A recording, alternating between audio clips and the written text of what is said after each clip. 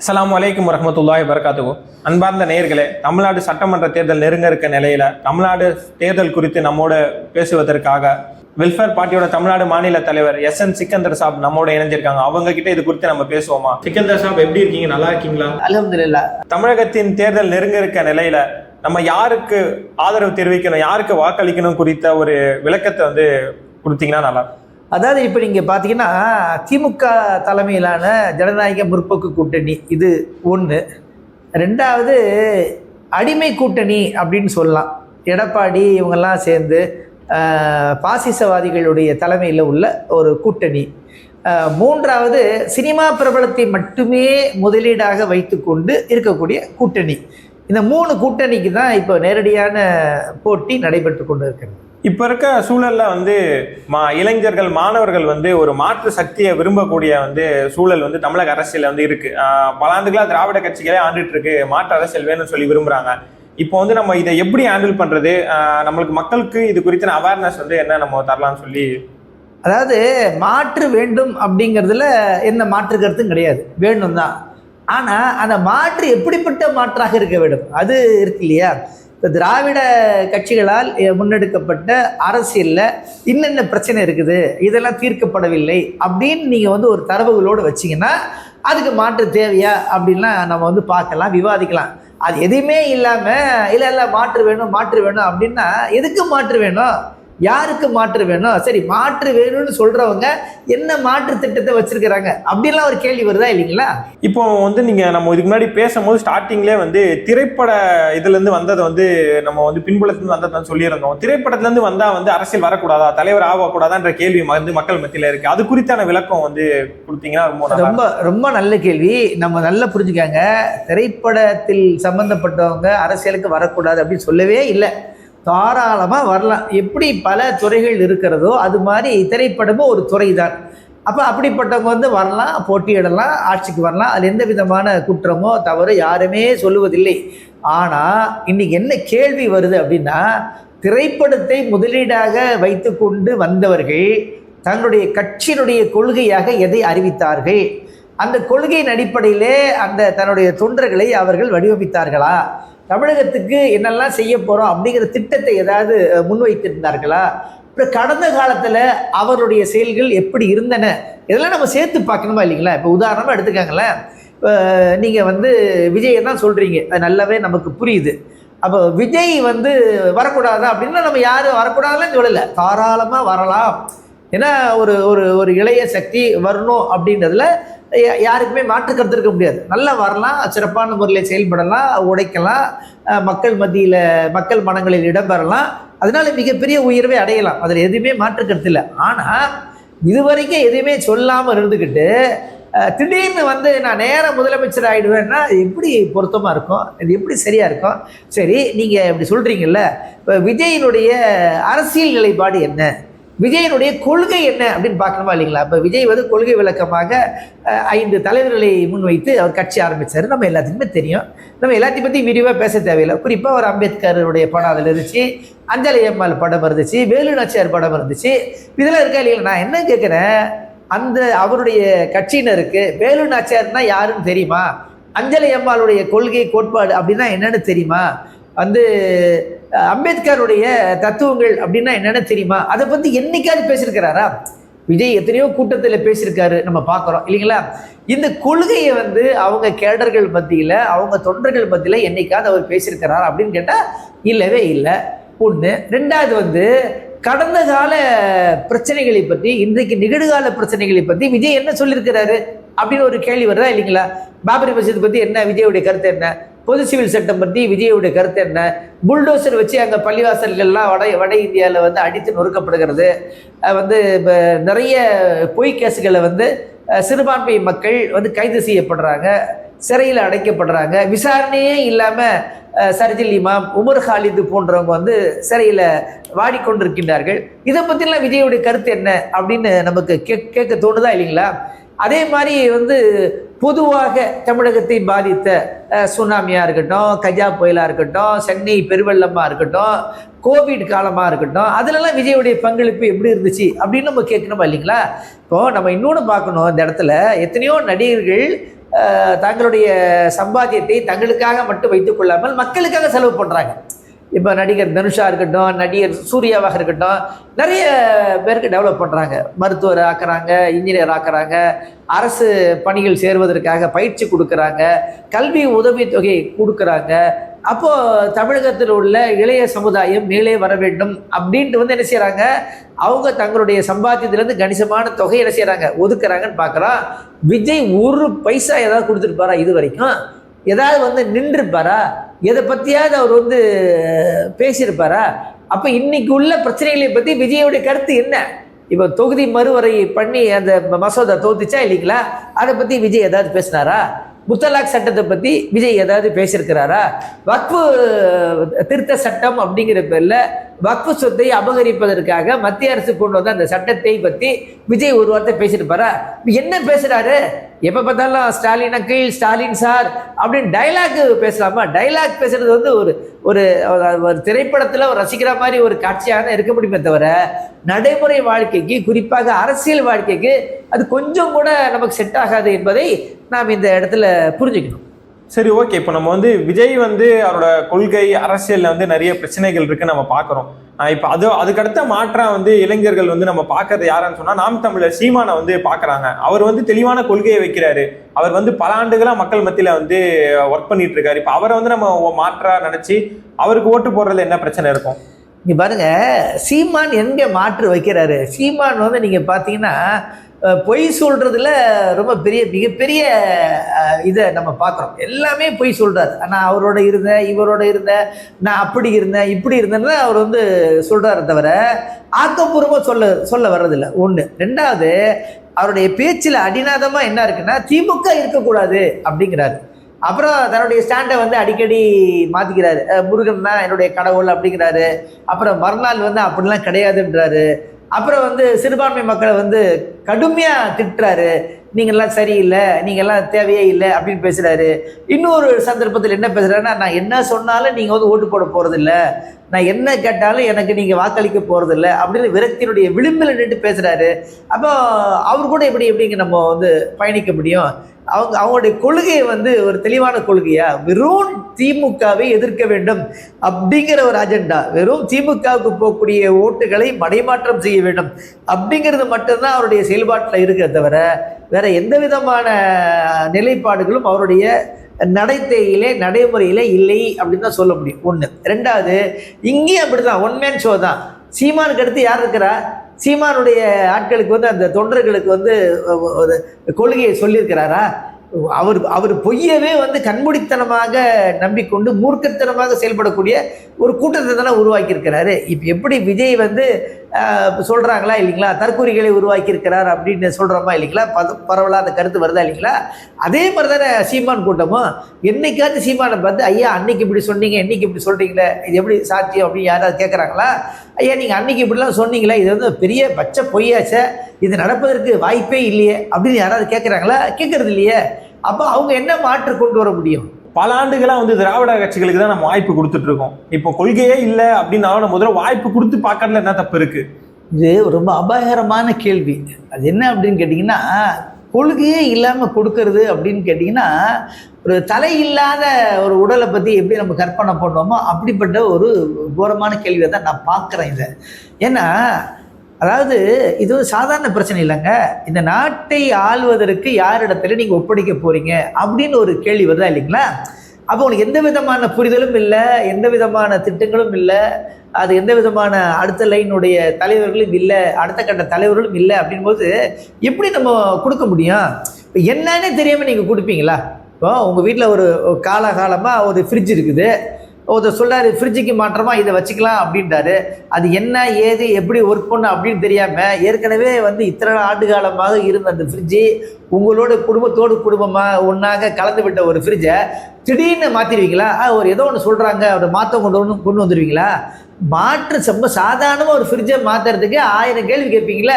இது என்னது, இதுக்கு என்ன வித்தியாசம், ரேட்டில் எப்படி இருக்குது, நீடித்து உழைக்குமா, அதனுடைய பயன்பாடு என்ன, குறைந்தபட்சம் இந்த 3 கேள்வி கேட்பீங்கள. நம்ம அதான் கேட்குறோம். குறைந்தபட்சம் என்னென்னா, இப்போ அவருடைய கொள்கை என்ன, உன்னுடைய திட்டம் என்ன, நீ எப்படி செயல்பட போகிற அதை சொல்லு. அதுக்கப்புறம் மாற்று வேண்டுமா வேண்டாமா அப்படின்னு நம்ம வந்து பார்ப்போம். சும்மா மாற்றுன்னு சொல்லிட்டு எப்படி நம்ம வந்து மாற்ற முடியும்? இப்போ நமக்கு ரொம்ப பழகிய, நம்மோடு ரொம்ப நாளமாக இருந்த ஒரு ஆட்சியை வந்து மாற்றணும் அப்படின்னா அதுக்கு தகுந்த காரணம் வேணும் இல்லையா? இது ஒன்று. ரெண்டாவது, இப்போ திராவிட கட்சிகள்னால என்ன மோசமாயிடுச்சுன்னு கேட்குறேன். இப்போ இந்தியாவிலே தமிழகம் வந்து எல்லா துறையிலும் முன்னேறி தானே இருக்குது, தொழில்துறையில் முன்னேறி தானே இருக்குது, கல்வியில் முன்னேறி தானே இருக்குது. இன்றைக்கி இந்தியாவிலேயே சிறந்த மருத்துவ வசதி வந்து தமிழகத்தில் கிடைக்குதா இல்லைங்களா? உலகத்திலேருந்து பல நோயாளிகள் சென்னைக்கு வர்றாங்களா இல்லைங்களா? அதே மாதிரி அதிகமாக ஜிடிபி கட்டக்கூடிய மாநிலத்தில் முதன்மையாக இருக்குதா இல்லைங்களா? சாலை போக்குவரத்து பஸ்ஸெல்லாம் எவ்வளோ அற்புதமான முறையில் கட்டமைக்கப்பட்டிருக்கிறது, தொழிற்சாலைகள் எவ்வளோ கட்டமைக்கப்பட்டிருக்கிறது, மகளிருக்கான விடியல் பேருந்துகள் விடப்பட்டிருக்குன்னா இல்லையா, ரேஷன் கடைலாம் எவ்வளோ சிறப்பாக இயங்குது. இப்படி வந்து எவ்வளோ விதமான வந்து ஆக்ககரமான பணிகளை முன்னெடுத்து இன்றைக்கி வந்து தமிழ்நாடு ஒரு சிறப்பான இடத்துல இருக்குது. இது நம்ம சொல்லலை, மத்திய அரசினுடைய பல்வேறு ஆய்வுகள் சொல்லுது. மத்திய அரசே வந்து தமிழகத்துக்கு பாராட்டு கொடுத்து பத்திரங்கள்லாம் கொடுக்குது. இந்த தொழில்துறையில் எப்படி இருக்கிறீங்க, நீர் வளர்ச்சியில் எப்படி இருக்கிறீங்க, நிதி மேலாண்மையில் எப்படி இருக்கிறீங்க அப்படிலாம் வந்து சொல்லி என்ன செய்கிறாங்க, பாராட்டுறாங்க. அப்படி ஒரு சிறந்த இடத்தை பெற்றுக்கிறோம் அப்படின்னா இந்த திராவிட கட்சிகளுடைய ஆட்சியில் தான். இப்போ நீங்கள் கவனிக்க வேண்டியது ஒன்றுன்னா, இந்த திராவிடத்துக்கு மாற்று வேணும் அப்படின்னு சொல்கிறவங்க மோசமான கொள்கையினுடைய ஊதுகுடலாக மாறி இருக்கிறாங்க. விஜய் இன்னைக்கு வந்தார்னா நாளைக்கு எந்த பக்கம் போகலாமா இல்லைங்களா? பிஜேபி ஒன்றிய அமைச்சரே சொல்கிறாரு, இந்த மாதிரி தாவைக்கா நாளைக்கு ஆட்சிக்கு வந்துருச்சுன்னா எங்களோட வந்து சேர்ந்துருவாங்க, நாங்கள் ஒன்றா கூட்டணி அமைச்சிருவோம். அப்போ என்ன சொல்ல வரீங்க? அப்போ நீங்கள் திட்டமிட்டு இறக்கி வச்சுருக்கிறீங்க, நீங்கள் திமுக ஓட்ட பிரிங்க, நீங்கள் உங்களால் எவ்வளோ வர முடியுமோ வாங்க, அப்புறம் தேர்தல் முடிஞ்சதுக்கப்புறம் நம்ம என்ன செய்வோம், நம்ம எல்லாம் ஒன்றா சேர்த்துக்கணும். அவங்களே வந்து சொல்கிறாங்களே, பேட்டி கொடுக்குறாங்களே. அப்போ இவரை நம்பி நம்ம வந்து எப்படி இருக்க முடியும்? இது ஒன்று. ரெண்டாவது, இப்போ இவ்வளோ சொல்கிறாருல எனக்கு வந்து போடுங்கன்ட்டு, என்னைக்காவது ஒன்றிய அரசினுடைய கொள்கை கோட்பாடுகளை விமர்சிச்சிருக்கிறாரா? ஒன்றிய அரசு கொண்டு வந்த எவ்வளோ தகுடு திட்டங்களை வந்து இவர் வந்து பேசியிருக்கிறாரா? எல்லாத்துக்கும் இடைஞ்சல தானங்க இருக்குது.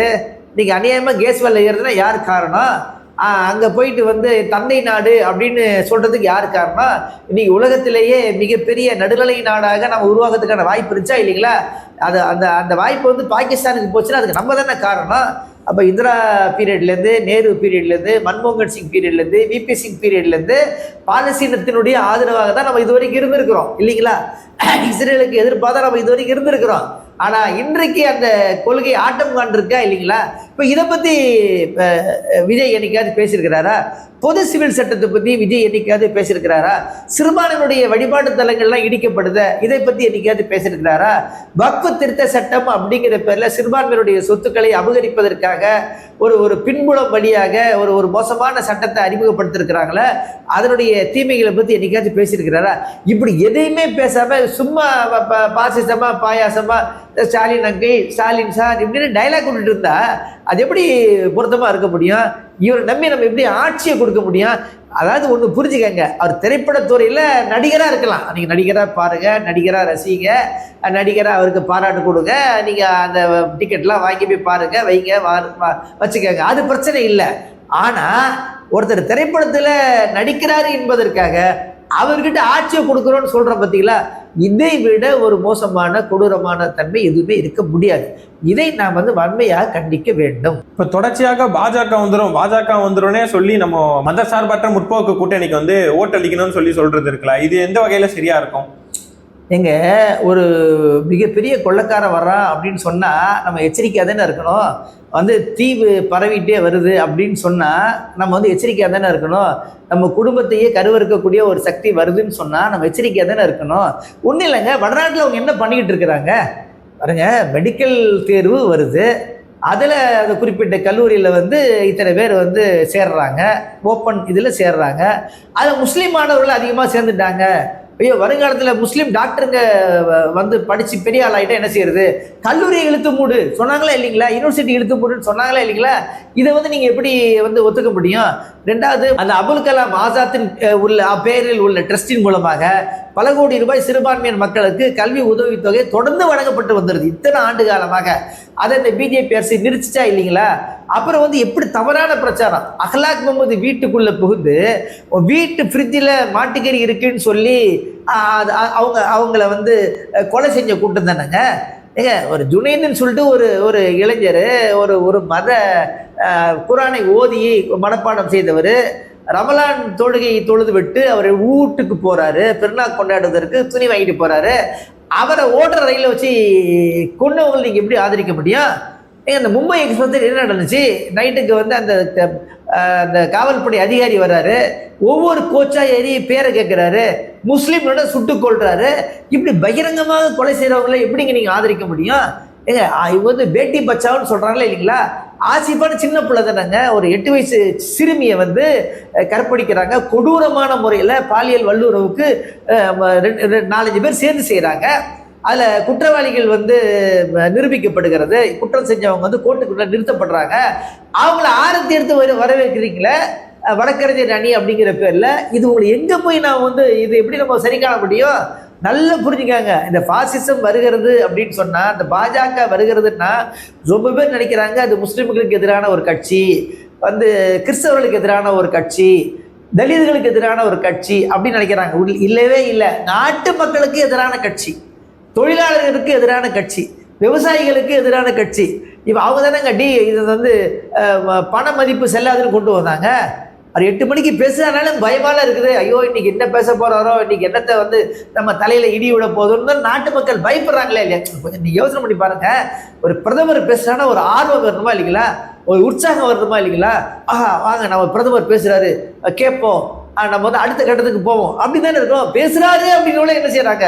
இந்தியாவே நடுங்குது. ஐயோ இந்த குடும்பத்துல வந்து சோத்துல எந்த சோத்துல மண்ணை வரி போட்டுற போறாங்களோ அப்படின்னு சாதாரண மக்கள் கவலைப்படக்கூடிய அளவுக்கு இருக்குதா இல்லைங்களா?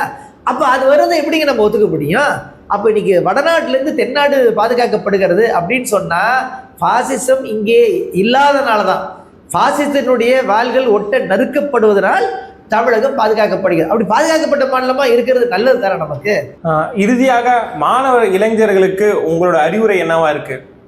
இந்த மாணவர் இளைஞர்களுக்கு வந்து இப்போ உண்மையிலேயே அரசியலில் மாற்றம் வேணும் அப்படின்னு நீங்கள் விரும்புகிறீங்க, நல்ல விஷயம்தான். ஆனால் வந்து கண்மூடித்தனமாக ஒருவரை பின்பற்றக்கூடாது. அது மிக மோசமான ஒன்று. அதிலும் கூட நம்முடைய தலைவர்களை வந்து திரைப்படத்தில் போய் தேடக்கூடாது, தேட்டரில் தேடக்கூடாது. எங்கே தானே மக்கள் களத்தில் தேடணும். பாருங்கள், அண்டை மாநிலம் வந்து கேரளா எடுத்துக்காங்க. அங்கேயே எவ்வளோ நடிகர்கள் இயக்குநர்கள்லாம் இருக்கிறாங்க. உதாரணம் பார்த்தீங்கன்னா மம்முட்டி, மிகச்சிறந்த இந்தியா புகழ்பெற்ற நடிகர். அவர் ஒரு ஹோட்டலுக்கு வரான்னு வச்சுக்காங்க, அந்த ஹோட்டலில் சாப்பிட்ருக்கிறவங்க பெருசாலாம் கண்டுக்க மாட்டாங்க. அப்படி மம்முட்டியா அப்படின்னு சொல்லிட்டு அவங்க பாட்டு சாப்பிடுவாங்க. அவர்கிட்ட போய் உட்கார்றது, அவர்கிட்ட போய் செல்ஃபி எடுக்கிறது, அவரை சூழ்ந்து நிற்கிறது, இந்த வேலை நடக்கவே நடக்காது. அவரும் ஒரு நடிகர், அவர் சாப்பிட வந்திருக்கிறாரு, நாங்களும் சாப்பிட வந்திருக்கிறோம். அவர் அங்கே உட்காந்து சாப்பிட்றாரு, சாப்பிட்டுட்டோம். நம்ம இங்கே உட்காந்து சாப்பிடுவோம் அப்படி தான் எடுத்துக்குவாங்க. அதே மாதிரி இப்போ வந்து ஓட்டு போடுறதுல வந்து கியூவில் நிற்கிறாங்கன்னு வச்சுக்காங்களேன். இந்த மம்முட்டி வந்தாருன்னா ஐயோ நடிகர் வந்துட்டாருன்னு எல்லாரும் வந்து பரவசம் அடைய மாட்டாங்க. இடம் விடுங்க அப்படின்னு யாரும் வழி ஒதுக்கி தர மாட்டாங்க. அவரும் வந்து கியூவில் வந்து நிற்பார். இப்போ நான் என்ன கேட்குறேன்னா, நம்மளை விட வந்து கலை இலக்கியத்துறையில் திரைப்படத்துலலாம் ரொம்ப ஃபார்வர்டாக உள்ள மாநிலம் இது கேரளா. அப்போ அவங்க வந்து என்ன பண்ணுறாங்கன்னா, நடிகரை கொண்டாடுறாங்க, அது வேற. நடிகருக்கு மதிப்பு கொடுக்குறாங்க, அது வேற. ஆனால் நீ திரைப்படத்தில் நல்லா நடிக்கிற, 10 பேரை ஒன்றா ஒரே கையில் அடித்து வீழ்த்திடுற என்பதற்காக வேண்டி என் நாட்டை கொடுத்துருவேன், என்னுடைய நாட்டை நிர்வாகிக்கூடிய பொறுப்பு ஒன்று கொடுத்துருவேன் அப்படின்னு அங்கே உள்ள எந்த இளைஞர்களோ எந்த இளைஞர்களோ சொல்வதில்லை. அங்கே உள்ள மக்கள் வந்து நடிகரிடத்தில் கொண்டு போய் தங்களுடைய அபிமானத்தை அடமான வைப்பதில்லை. அந்த பண்பு வந்து தமிழகத்தில் அதே மாதிரி பண்பு நமக்கு தேவை. ஆக நம்ம விஜயை வந்து அவருடைய தனிப்பட்ட வாழ்க்கைக்குள்ளே நம்ம போகவே விரும்பலை. ஆக அவர் நடிகராக இருக்கட்டும், நடிகராக அவர் வந்து நீங்கள் பாருங்கள், கொண்டாடுங்க, அது வேற. அதுக்குள்ளே நான் வரவே இல்லை. அது குறைந்தபட்சம் அந்த திரைப்படத்தில் பார்த்து ரசிச்சுட்டு வந்துடணும். அவரை கொண்டு வந்து நான் வந்து திராவிடத்துக்கு மாற்றாக கொண்டு வருவேன், பாசிசம் வராமல் இருக்கிறதுக்கு அவர் வந்தால் ரொம்ப பெட்டரு அப்படின்னு சொல்றதுக்கு பார்த்தீங்களா, இதுதான் அபாயகரமான ஒன்று. அப்போ இந்த தன்மையிலிருந்து இளைஞர்கள் வெளியே வர வேண்டும். இது ஒன்று. ரெண்டாவது, நீங்கள் கேட்கலாம் பாருங்க, கொஞ்சம் கூட மனிதாபிமானம் இல்லாத ஒரு கொடூரமானவராக விஜய் இருக்கிறார். இப்போ நீங்கள் கேட்கலாம், விஜயை பார்க்கறதுக்கு கூட்டம் வருது, இப்படிதானே எல்லா தலைவரை பார்க்கறதுக்கு கூட்டம் வருது. வரும்போது இளைஞர்கள் ஆர்வ கோளாறில் டிரான்ஸ்ஃபார்மர் மேலே ஏறுவாங்க, மரத்து மேலே ஏறுவாங்க, அதை அரைகுறையாக கட்டப்பட்டுக்கிட்ட கட்டடத்தின் மேலே ஏறுவாங்க. அதெல்லாம் மற்ற இதுலேயும் கூட நடக்கும், நான் இல்லைன்னு சொல்ல. ஆனால் என்னைக்காவது விஜய் கண்டிச்சிருக்கிறாரா, தம்பி இறங்கப்பா கீழே கண்டிச்சிருக்கிறாரா? இப்போ மற்ற தலைவர்கள்லாம் பார்த்தாங்கன்னா அப்படி யாராவது ஏடா கூடமாக செஞ்சாங்கன்னா உடனே பேச்சை நிறுத்துவாங்க. தம்பி அதை தம்பி இறக்குங்க, ஏன்பா நீ இருக்கிற, ஏன்னா அவங்களுக்கு தெரியும் அவங்க அப்பாவுக்கு ஒரே பையனாக இருப்பார், அவர் தான் வந்து சம்பாதிக்கக்கூடியவராக இருப்பார். அவர் கீழே விழுந்து கையை காலை உடஞ்சிருச்சுன்னு வச்சுக்கோங்க, அந்த குடும்பத்துக்கு பெரிய லாஸ் ஆச்சு இல்லை. அவர் இறந்து போயிட்டான்னு வச்சுக்கோங்க, மின்சாரம் தாக்கி அந்த குடும்பம் வந்து துயரத்துலலாம் மூழ்கி விடும். அப்போது அந்த கட்சி தலைவர் அப்படிங்கிற பொறுப்புணர்ச்சியோட எல்லாருமே இருப்பாங்க, நீங்கள் எல்லா இடத்துலையும் பார்க்கலாம். ஆனால் விஜய் வந்து எங்கேயுமே தன்னுடைய தொண்டர்களை கட்டுப்படுத்தவே இல்லை, மாறாக ரசிக்கிறார். ஒன்று. ரெண்டாவது பார்த்தீங்கன்னா அவருடைய கேரவான் போகும்போது அந்த வேனை சுற்றி ஒரு காட்சி அடிக்கடி நீங்கள் பார்த்துருப்பீங்க, நிறைய ஃபுட்டேஜ் எல்லாம் கூட பார்த்துருப்பீங்க. பைக்கில் வருவாங்க இளைஞர்கள், அசுர வேகத்தில் வருவாங்க, வந்து அதை வேனை கிராஸ் பண்ண முற்படுவாங்க, அதில் வேனில் இடிப்பாங்க, இடித்து கீழே விழுகிறாங்க, கை கால் உடையுது, இறந்தே போகிறாங்க. அந்த பைக் வந்து தூக்கி வீசப்படுது. ஆனால் அந்த வண்டியை வந்து எங்கேயுமே நின்றதாக நீங்கள் பார்க்கவே மாட்டீங்க. நான் கேட்குறேன், அந்த வேனில் ஒருத்தர் வந்து மோதினா டிரைவருக்கு தெரியுமா தெரியாதா? அப்போ டிரைவர் விஜய்க்கு சொல்லியிருப்பாரா மாட்டாரா? அப்போ விஜய் என்ன சொல்லியிருக்கணும், இப்போ வண்டியை நிறுத்துப்பா, யாருப்பா அந்த பையன் யாருன்னு தெரியலையப்பா, இறங்குப்பா, நம்ம போய் உதவி செய்வோம், முதல் உதவி செய்வோம், அப்படி இறங்கியிருக்கணுமா இல்லைங்களா? அதெல்லாம் கண்டுக்க மாட்டாங்க, அவங்க பாட்டுக்கு போவாங்க. எங்க இப்போ கரூரே ஒரு பெரிய துயர சம்பவம் ஆச்சுங்க, அதுக்கு வந்து உண்மையான வருத்தம் தெரிவித்தார் அவர் கிடையாதுல்ல. அவருடைய கூட்டத்தில் எந்த கூட்டத்தில் அடிபடாமல் உயிரிழப்பு இல்லாமல் இருந்துச்சு? ஒரு கூட்டத்தை சொல்லுங்க பார்க்கலாம் நீங்கள். அப்போ இந்த மாதிரி பொறுப்பற்ற ஒருத்தருக்காக வேண்டி எப்படி நீங்கள் வந்து ஆட்சியே கொடுப்பீங்க? சமீபத்தில் வந்து ஒரு பெண்ணுடைய 5 பவுன் நகையை வந்து கழட்டிட்டு போயிட்டார், எவனோ வந்து திருடிட்டு போயிட்டான். அப்போ சொல்லும் பொழுது அந்த விஜய் கட்சிக்காரெல்லாம் சொல்கிறாங்க, பரவாயில்லம்மா, கழுத்தில் உள்ள நகை தானே போச்சு, கழுத்து பத்திரமா இருக்குல்ல, உடம்பு பத்திரமா இருக்குல்ல, போ தலைவரை பார்த்துட்டல்ல, இதே உனக்கு போதும் அப்படின்னு சொல்லக்கூடிய அளவுக்கு இன்றைக்கி வந்து என்ன இருக்கிறாங்கன்னா கண்மூடித்தனமான மோகம் இருக்குது. சகோதர சகோதரிகளே, குறிப்பாக இளைஞர்களே, நீங்கள் திரைப்படத்தில் உள்ள ஒரு நடிகரை கொண்டாடுவதில் பற்றி எங்களுக்கு எந்த விதமான மாற்று கருத்தும் இல்லை. ஆனால் அவரை கொண்டு வந்து ஆட்சித்தலைவராக அமர வைப்போம், அவர் தான் முதலமைச்சர் ஆகணும், அவர் முதலமைச்சர் ஆனால் தமிழகம் மிக சிறப்பாக வரும் அப்படின்னு சொல்கிறதுக்கு பார்த்தீங்களா, இது மிக மோசமான ஒன்று. இதிலிருந்து இளைஞர்கள் விடுபட வேண்டும், இது ஒன்று. ரெண்டாவது, பெற்றோர்கள், அப்புறம் சமுதாய தலைவர்கள், அப்புறம் உங்களை மாதிரி மாணவர் அமைப்புகளுக்கெல்லாம் ஒரு பொறுப்பு இருக்குது. அந்த இளைஞர்களை உட்காந்து பேசணும், அசல் விஷயத்தை சொல்லணும். இப்போ சினிமா என்பது சினிமா தானேங்க. இப்போ சினிமாவில் உள்ள எல்லாம் உண்மையாக முடியுமா? சினிமாவில் வந்து இருக்கிற கதாநாயகி மாதிரி என் மனைவி அமையணும் அப்படின்னு நினச்சா அது எங்கேயாவது நடக்குமா? சினிமாவில் உள்ள கதாநாயகன் மாதிரி எனக்கு கணவர் கிடைக்கணும் அப்படின்னு நினச்சா அது யதார்த்தமா? இல்லையே. அப்படி கனவுல கண்டு வாழ்ந்தவங்க நடைமுறை வாழ்க்கையில் எவ்வளோ படுதோல்வி அடைகிறாங்க, அதை நம்ம புரிஞ்சுக்கிறோமா இல்லைங்களா? இப்போ அந்த மாதிரி அந்த மக்கள் இடத்துல கோவப்படாமல், அவங்கள தற்குறிகள் திட்டாமல், அவங்கள வந்து சபிக்காமல், அவங்கள வந்து புறக்கணிக்காமல், அவங்கள கூப்பிட்டு பக்குவப்படுத்தணும், அவங்களுக்கு அறிவுரை சொல்லணும், உண்மையை வந்து ரொம்ப பக்குவமான முறையில் எடுத்து சொல்லணும். அதுக்கு இந்த SIO போன்ற அமைப்புகள் களத்தில் இறங்கி களமாடுவது எங்களுக்கெல்லாம் ரொம்ப பெரிய மகிழ்ச்சி. ஆக உங்களுடைய பணிகள் வெற்றி பெற வேண்டும் என்று வெல்ஃபேர் பார்ட்டியின் சார்பாக நான் மனமாற வாழ்த்துகிறேன். ஆக வரக்கூடிய தேர்தலிலே திமுக தலைமையிலான திராவிட முற்போக்கு கூட்டணிக்கு நாம் ஆதரவளித்து, குறிப்பாக இளைஞர்கள், வீட்டில் உள்ள பெண்கள், பெரியவங்க எல்லாருமே ஆதரவளித்து மிக சென்ற முறை பெற்ற வெற்றியை விட அதிகமான வெற்றியோடு திராவிட முற்போக்கு கூட்டணியின் தலைமையிலான ஆட்சி அமைய வேண்டும். அதுக்கு நீங்கள் எல்லாம் உழைக்க வேண்டும், நாம் எல்லாம் சேர்ந்து பாடுபட வேண்டும் என்று கேட்டுக்கொள்கிறேன். தமிழக அரசியல் பற்றி மிக விரிவாக தெளிவாக வந்து பேசியிருந்தீங்க. நம்ம மக்களுக்கு இது மிக தெளிவாக தரக்கூடியதாக வந்து அமையும் சொல்லி நாங்கள் நம்புகிறோம். அல்ஹம்துலில்லாஹ், ரொம்ப சிறப்பு. இந்த மாதிரி தேர்தல் நெருங்கி இருக்க நேரத்தில் பேட்டிக்கான ஒரு வாய்ப்பு கொடுத்தது ரொம்ப மிக மகிழ்ச்சி. ஜஸாக்கல்லாஹ் தலைவர். அஸ்ஸலாமு அலைக்கும்.